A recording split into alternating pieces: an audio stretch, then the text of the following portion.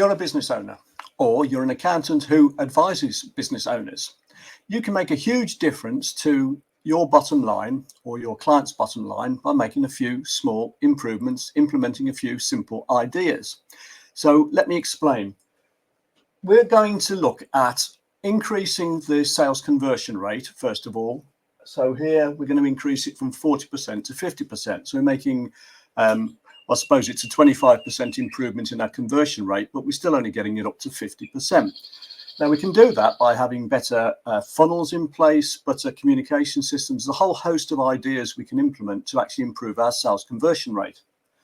We're also going to reduce our customer or client attrition rate. So at the moment, we're assuming we're losing 20% a year, mainly because they're probably not contacted often enough and effectively enough. So let's say we can cut that attrition rate from 20% to 10%. And then we're also going to look at ways in which we can increase our average price. And we're going to increase our average price by 10%.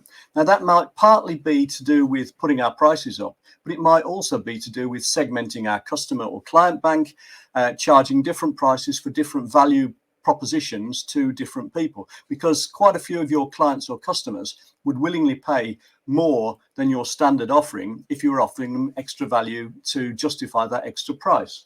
So we're going to work on ways to get our average price up 10%. And we're also going to work on ways to attract 10% more customers. And what I've put here is I'm assuming that by increasing our prices, we may even lose 5% of customers.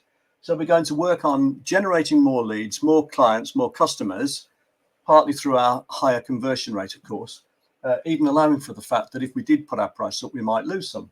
And we're also going to get people to spend more each time they deal with us. So, for instance, if I was an accountant, I might want them to take advantage of advisory services like this that I can offer them rather than just compliance work, for example. And we want them to come to us more often. So, again, if you were advising people on a monthly basis rather than once a year, obviously they're going to come to you more often. So, on average, we're just looking to make 10% improvements there. So all I've really done here in a few instances is make a 10%-ish improvement.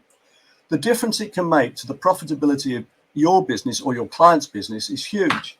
So if we started off with sales of 500,000 and cost of sales of 300,000, so a gross margin of 40%, 200,000, we'll have some overheads, 100,000, wages, salaries, rates, rent, etc.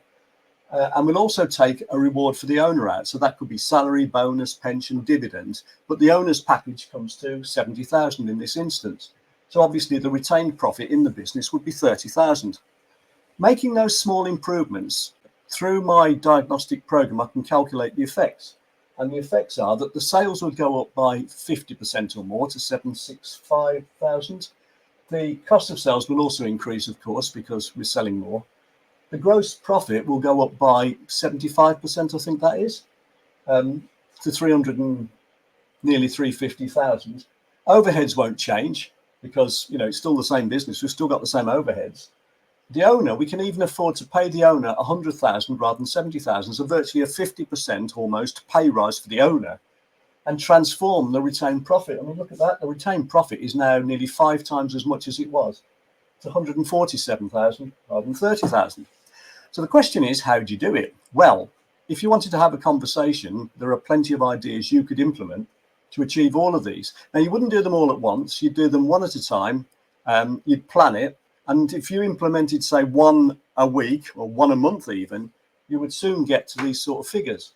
So what you could do is you could list out 1 to 10 here and make a list of 10 ideas you could implement to achieve some of these results. The thing is, you can come up with the ideas and you can write them down, but then the question then is, will you do them? Will you implement them? And that's really where you need to be held accountable by someone.